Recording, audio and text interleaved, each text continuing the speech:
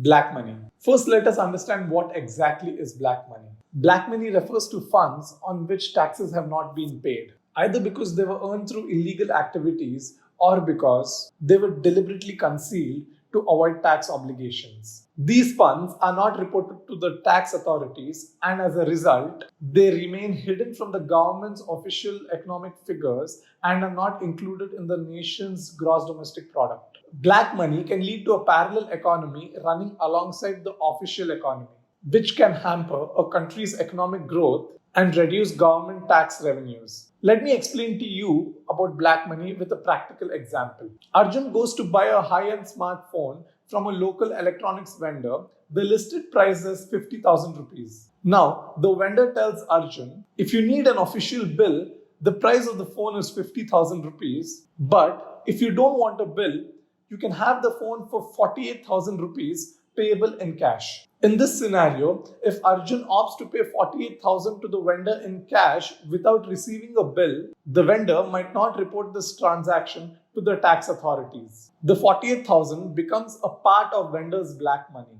The vendor benefits by avoiding taxes on that sale, and Arjun gets a discount. But the economy suffers because this transaction has been hidden from the official records and no tax revenue has been generated from it. This is the simple and a common way how black money is generated in day-to-day transactions. Black money comes in various forms, but it proliferates primarily in few ways. Physical cash. This is the most straightforward form. It consists of money that hasn't been reported to the tax authorities. Such money is often stored in safe deposit boxes or secret places. Real estate transactions. When properties are bought and sold, a part of the transaction might happen in cash and officially might not be recorded. This results in lower declared transaction value, reducing stamp duty and capital gains tax. Bullion and jewelry. Buying golds, diamonds, and other precious items in cash can convert black money into assets which are difficult to trace back to their original purchase. Shell companies and offshore accounts. Creating fictitious entities that run no real operations but exist to launder money, evade taxes, or conduct other illicit activities.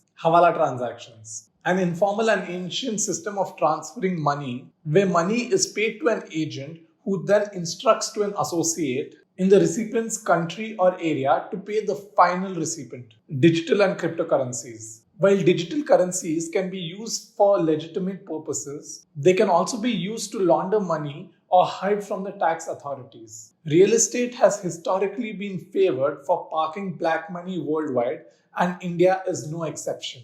Here is an analysis of how real estate has played a role in exchange and storage of black money. Undervaluing properties. One common practice is to undervalue the actual transaction price of the property in the official documents, paying the difference in unaccounted cash. This results in reduced stamp duties and other taxes. Land banking. Purchasing large tracts of underdeveloped land with illicit funds. Over time, the area will develop and the value of the land can increase, providing substantial return on the initial black money investment. Foreign investments. With globalization and eased foreign investment routes, it has become easier for people to invest black money in real estate and properties abroad, furthering money laundering efforts. Rental income. Rents generated from properties can either go unreported or underreported, especially the transactions that are made in cash. Many of you might be curious about how many of India's 140 crore population actually pay tax. Let's delve into the specifics to find out the exact number. Just about 1 to 2% of India's total population pay tax and contribute as much as 27% of the total tax collection. Finance Minister Nirmala Sitharaman presented this data as a part of reply to a question asked in Lok Sabha on 25th July 2023. The data shows that income tax compliance has increased over a period 2019-20 to 2022-23. As measured by the number of people filing tax returns. However, within this, the number of people with zero tax incidence has grown faster, while the number of people filing income tax returns has grown by a compounded average growth of 3.4% from 2019-20 to 2022-23. But the number of people filing tax returns but have zero tax incidence has grown by 15.5% in the same period. The data shows that 7.4 crore people have filed income tax returns in the year 2022-2023, of which 5.16 crore people, or 70% of them, had zero tax liability. This means that only 2.24% of people have paid income tax in 2022 to 2023, which works out to just 1.6% of the Indian population. Of course, the total population of India includes people who are not liable to either file for returns or pay tax, such as those who are below 18 years of age. But tax experts feel that even after keeping this point in mind, only a tiny proportion of the total population pay tax. Demonetization and move to digital transactions, a blow to black money. Demonetization, introduced in India on 8 November 2016, was a bold move by the Indian government to curb the menace of black money. By invalidating 500 rupees and 1000 rupees banknotes, the primary objective was to eliminate counterfeit currency, tackle corruption, and reduce the accumulation of black money. Now, let me tell you about how demonetization targeted black money. Cash hoards rendered worthless. Those who hoarded large amounts of cash, especially in high denomination notes, found their stockpiles suddenly worthless, forcing them to either declare it and face heavy penalties or risk losing it altogether, force deposits into bank accounts. To convert their cash holdings into invalid denominations, individuals had to deposit them into bank accounts. This move brought a substantial amount of money into the formal banking system, making it traceable and taxable. Increased scrutiny. Post demonetization, there was an increase in the number of tax audits and investigations, making tax evasion riskier and less attractive. Now, let us talk about the shift to digital transactions. After demonetization, a cash shortage led to surge of digital payment usage. Both the government and private sectors vigorously pushed digital wallets, UPI apps, and online transaction platforms. Transparency and traceability. Digital transactions leave a trail.